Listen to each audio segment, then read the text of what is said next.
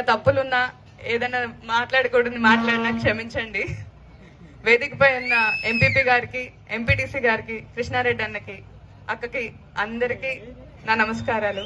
పొద్దున్నుంచి మండు టెండ అనుకోకుండా నాతో పాటు ఎంత మంది మహిళలు నడిచారంటే అడుగులో అడుగు వేసి వాళ్ళు అంత ఎండ ఉన్నా కూడా చిరునవ్వుగా అక్కరా వెళ్దాం అని అంత సపోర్ట్ గా నాతో పాటు నడిచినందుకు అమ్మా మీరందరికీ పేరు పేరున శిరస్సు వంచి నమస్కారాలమ్మా.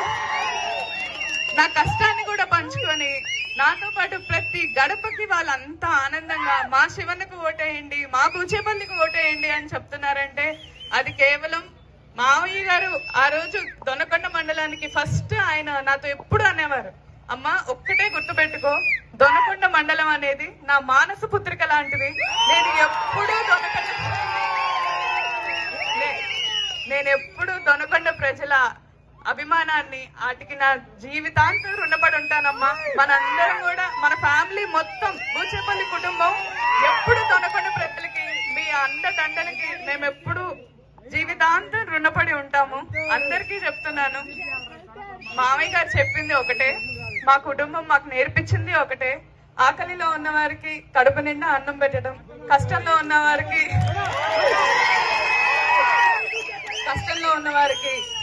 కొండంత సాయం చేయటం, బాధలో ఉన్న వారికి ఓదార్పు ఇవ్వటం, ఈ మూడు తప్ప మా మామయ్య మాకు ఏమీ నేర్పించలేదు. మేము అదే బాధలో నడుస్తాము. 20 ఏళ్ళుగా ఎన్ని పదవులున్నా పదవులు లేకపోయినా దర్శి నియోజకవర్గాన్ని మేము అంటి పెట్టుకొని ఉన్నామంటే అది మీ అందరి ప్రేమ, మీరు మాపై చూపించే అభిమానం.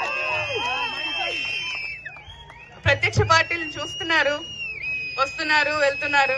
5 ఏళ్ళగా ఒకసారి పోటీ చేసిన వాళ్ళు ఇప్పటి వరకు రెండోసారి పోటీ చేయలేదంటేనే మీరు అర్థం చేసుకోవాలి. ఈ దర్శి నియోజకవర్గం అనేది మా మనసుకి దగ్గరగా ఉన్న ప్రాంతం. మీ అందరికి కూడా తెలుసుండాలి, నేను ఈ నియోజకవర్గ ఆడపిల్లని. ముల్లమూరు మండలం జమ్మలమడక మా నాన్నగారి ఊరు.